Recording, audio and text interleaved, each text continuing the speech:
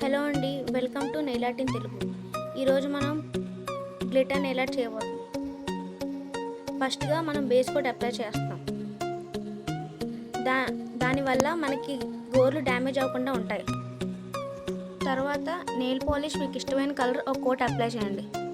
ఒకవేళ దాని బ్రైట్నెస్ సరిపోకపోతే ఇంకో కోట్ అప్లై చేసి వెయిట్ చేయండి.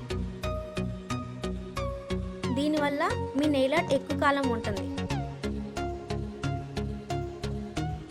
2 కోట్స్ అయిపోయాక nail polish remover and brush use చేసుకుంటూ గోరు చుట్టూ ఉన్న ఎక్సెస్ నెయిల్ పాలిష్ రిమూవ్ చేయండి. మీ డిజైన్ పరంగా మీరు నెంబర్ ఆఫ్ టేప్స్ తీసుకుని మీ నెయిల్ మీద స్టిక్ చేసుకోండి. ఇక్కడ నేను ట్రయాంగిల్ చేస్తున్నాను కాబట్టి 2 పీసెస్ తీసుకుని స్టిక్ చేశాను. ఇక్కడ నేను పింక్ నెయిల్ పాలిష్ కోసం సిల్వర్ కలర్ వేస్తున్నాను. మీ కలర్ తగ్గట్టు మీరు గోల్డ్ కూడా వేసుకోవచ్చు.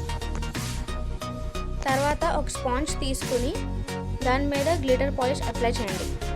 ఆ స్పాంజ్ని మీ గోరు మీద అప్లై చేయండి. దానివల్ల గ్లిటర్ బాగా ప్లేస్ అవుతుంది. ఇక్కడ నేను స్పాంజ్ మీద ఒకసారి అప్లై చేశాను. మీ ఇంటెన్సిటీ ప్రకారం మీరు ఎన్నిసార్లు కావాల్సితే అన్నిసార్లు స్పాంజ్ మీద అప్లై చేసుకుని నెయిల్ మీద ట్రాన్స్ఫర్ చేసుకోవచ్చు. గ్లిటర్ కరెక్ట్గా ప్లేస్ అయిన తర్వాత మీరు స్టిక్ చేసిన టేప్స్ కేర్ఫుల్గా రిమూవ్ చేసేయండి. ఆ తర్వాత ఒక టాప్ కోట్ వేసి డిజైన్ సీల్ చేయండి. Thanks for watching. ఒకవేళ మీకు ఈ వీడియో నచ్చినట్లయితే please like, comment and share.